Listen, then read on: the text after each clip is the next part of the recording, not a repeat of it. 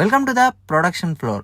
నేను చేసిన కమిట్మెంట్ ప్రకారం రా మెటీరియల్ నుంచి ఎండ్ ప్రొడక్ట్ వరకు అన్ని ఒకరే హ్యాండిల్ చేసిన ఫ్యాక్టరీని చూస్ చేశాను. అసలు ఒక మ్యాట్రెస్ తయారవడానికి ఎంత ప్రాసెస్ ఉంటుందో తెలుసుకోవాలనుకుంటే లాస్ట్ వరకు చూడండి. ఫస్ట్ ఈ ప్లేస్ లోనే ఫోమ్ తయారు చేస్తారు. మిక్సర్ అంతా మిక్స్ చేసి పోయగానే బుస్ అని పొంగి పెద్ద ఫోమ్ బ్లాక్ రెడీ అవుతుంది. నేను చూసిన క్వాలిటీకి ఇదే first proof. Next wastage cut చేసి రిక్వైర్మెంట్ సైజెస్ ప్రకారం పర్ఫెక్ట్ షేప్స్ కట్ చేస్తారు. ఇదే ప్రిసిషన్. Next cloth selection. చూడండి క్లాత్ ఎంత స్టాక్ ఉందో. హోల్సేల్ గా వీళ్ళే సప్లై చేస్తారు కాబట్టి మనకి క్లాత్ ప్రైస్ లో కూడా అడ్వాంటేజ్ ఉంటుంది. ఇక్కడ మనకి నచ్చిన క్లాత్ ని సెలెక్ట్ చేసి ఫోమ్ కి అటాచ్ చేసి స్టిచ్ చేస్తారు. దీన్నే క్విల్టింగ్ ప్రాసెస్ అంటారు.